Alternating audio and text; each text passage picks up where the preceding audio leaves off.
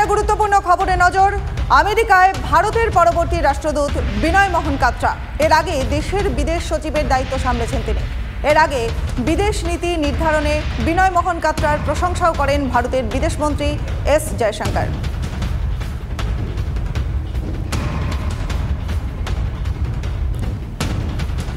21শে জুলাই যাওয়ার জন্য তৃণমূলের গুন্ডাগিরি, চাঁদা না দেওয়ার কারণে হুমকি অঙ্গনওয়াড়ি কর্মীকে, লিখিত অভিযোগ দায়ের।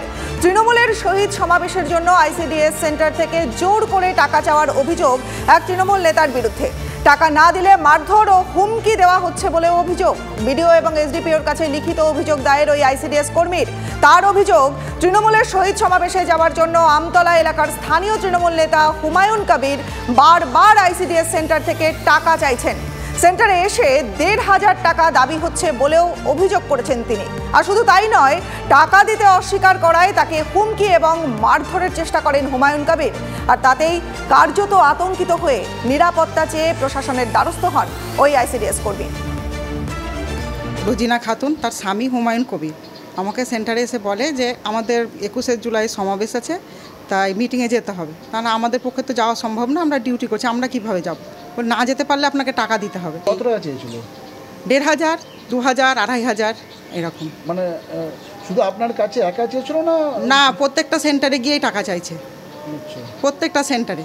শুধু টাকা নেই, এমনকি মাসে মাসে বলে যে আমাকে 1 পাতা করে ডিম আমার বাড়িতে পৌঁছে দিয়ে আসতে হবে। উনি আমার উপরে এগিয়ে গিয়ে আমাকে কোন মহিলা কোন এ বলে থাপ্পড় মারতে চলে আসে আমাকে। নিরাপত্তাহীনতায় ভুগছি যে ওখানে ডিউটি করতে কিভাবে যাবে, এর দায়িত্ব কে নেবে।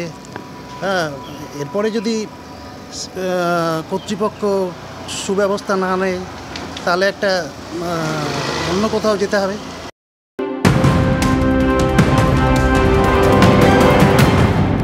উপত্যকায় জঙ্গিদের বারবারন্ত জঙ্গি হামলায় শহীদ হচ্ছেন একের পর এক জওয়ান। এই অবস্থায় এবার কড়া পদক্ষেপ।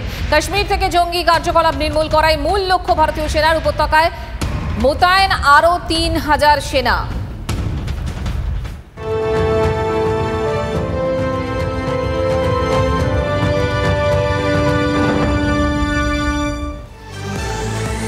সংরক্ষণ বিরোধী আন্দোলন ঘিরে অগ্নিগর্ভ বাংলাদেশ।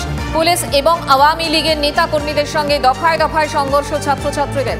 আন্দোলন নিয়ন্ত্রণে না আসায় গোটা বাংলাদেশ জুড়ে কারফিউ জারি শেখ হাসিনা সরকারের।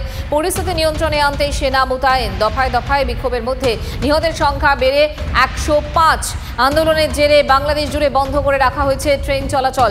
আন্দোলন নিয়ন্ত্রণে আনতে দেশে ইন্টারনেট পরিষেবা বন্ধ করেছে শেখ হাসিনা সরকার।